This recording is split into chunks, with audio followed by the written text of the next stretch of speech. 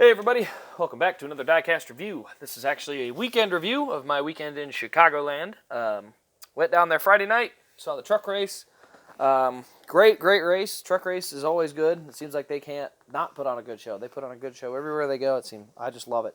I don't know if it's just the right amount of horsepower, the right amount of beating and banging or what, but they put on a good show. And felt bad for Nemechek to have an engine error issue, but I am a Moffitt fan, so I was not disappointed by Moffitt winning by any means. So that was awesome. But then Saturday, went to the Xfinity race. I got to see Kyle Larson win. Was down there in Victory Lane, or down by Victory Lane when they had all the celebration for that. It was good, kind of cool to see. Got some pictures and a video of him pulling in. And yeah, so that was Saturday. The Xfinity race wasn't super great. Honestly, it got pretty dull. I also don't have a driver I follow in the Xfinity series, so that doesn't help when you don't have a guy you're pulling for. You're just kind of watching them go, and they got pretty strung out and just kind of stayed strung out for a while. So, yeah, that one was a little dull, but then Sunday's race was amazing. That was a great race. With Boyer's pits penalties, Almirola having a loose wheel, just different guys getting up front, kind of shaking it up back and forth. It really was an interesting race there. And then the finish, well, everybody knows about that finish. That was great. So that was really fun. Just nobody in their seat. We were all standing up cheering, and when Kyle Busch ended up coming out of turn 4 of the winner, we were a lot of boos, so everyone was kind of shocked. But yeah, the booing, I can see where that came from, because from our view, we couldn't see the backstretch, so we didn't see that Larson had put him in the wall. We just thought he side drafted him, and then he goes into 3 and gets putted up the track and spun out, and we were kind of like, or spun sideways, and so we were all kind of like, well, that's a little stupid. Kyle Busch just gets mad that somebody's going to pass him and punts him up the track. That seems a little unnecessary. But yeah, now that we see you put him in the wall, that's perfectly fine. I have no problem with that. And I didn't have a ton of a problem with it anyway. I like Kyle Busch. I like Kyle Larson. I think without either of those two, NASCAR would really suck. So having those two in there is great. But yeah, super crazy race. But anyway, this is the stuff I got there. Got a race pin. I always get one of these if they have it. The only one, KC Masterpiece 400. They didn't make them because the sponsor wasn't there in time. But yeah, so they've got. I got this. It'll go with the Race Win diecast, which it'll be a really cool diecast when that comes out. I can't wait for that. That's going to be awesome. That diecast is going to be absolutely amazing. It's going to have confetti, beat up all over down the right side from him getting in the wall twice, and just hopefully they get that right front tire all goofed up like it was. But that was cool to see Kyle Busch win like that. What a race. I mean, just wow. I can't wait. That was so fun to see. But anyway, I also got a couple of cars signed. First one is Martin Truex Jr.'s Pocono win. Got it signed in black. He only had a black Sharpie on him. I had a silver one, but he was in a rush. I got this when they were unveiling the Chicago monument for him winning last year.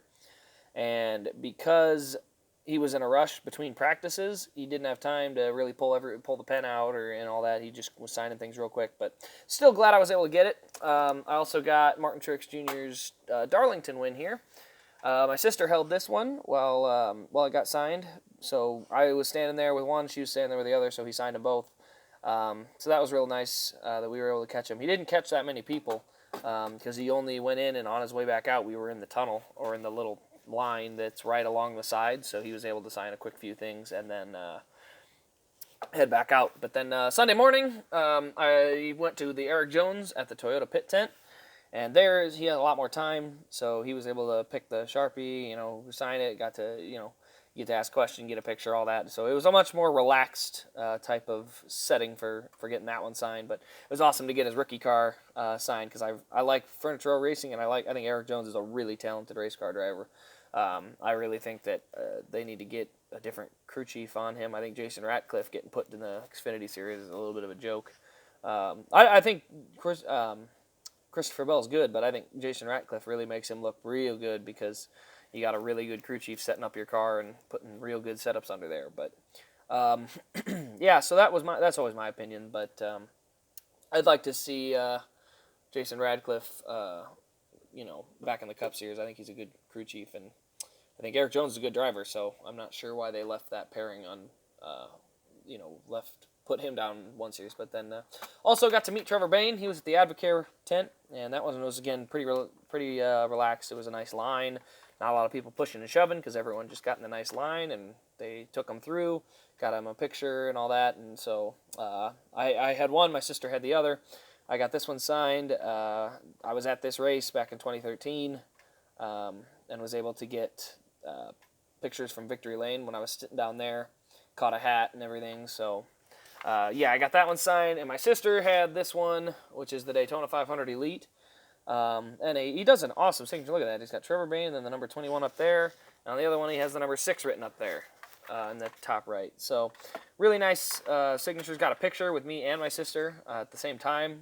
He had his PR guy taking pictures for fans so they could, one of them didn't have to be out of the picture. Everybody could be in it. So that was kind of cool. I thought, and Trevor Bayne is a super nice guy. I know he gets a lot of slack for the race cars, but I think after seeing Kenseth in them, actually doing worse, I think we can all agree that I think the cars are more the problem than the driver, because I think Trevor Bayne is a heck of a driver. He's always been pretty decent in other series, so I'm hoping that we can see some better performance out of his team, or maybe he goes to another team.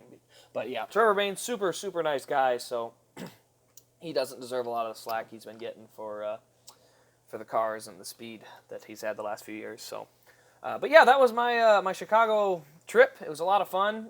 Drove back Sunday night into the rain. The rain was there about 5 minutes later than the end of the race. So they did Victory Lane in the garage area, I believe.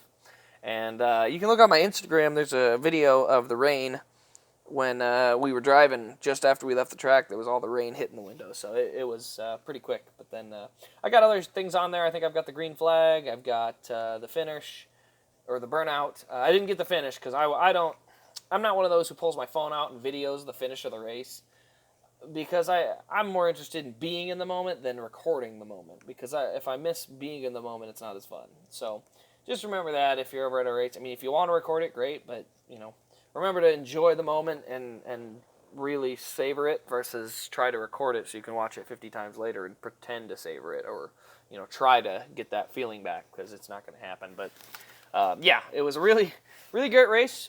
Really hot, extremely hot the second 2 days. Friday night, once the sun goes down, it was pretty decent. But yeah, the other 2 days was just burning hot.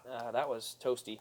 Cloud cover came over Sunday, thank goodness, for a little while, and that helped cool everybody off. But it was like 105 heat index. It was toasty. That was a hot race. But hopefully they run those at night.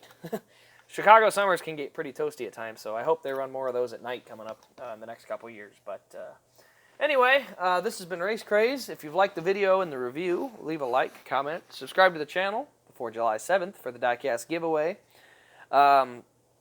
I'm going to have a bunch of new reviews coming. These have all been reviewed, minus that one. That'll be done at some point when I get back into my 2011s that I'm looking at doing reviews for. But that'll get done at some point. But these have all been done. So I got a bunch of new cars coming in. I got a Ryan Preece Iowa coming in. I also have a good stock of Elites that are coming through. So I have a bunch of reviews here coming soon, or a bunch of new ones. So stay tuned. Make sure you turn that notification bell on, and we'll see you in the next video.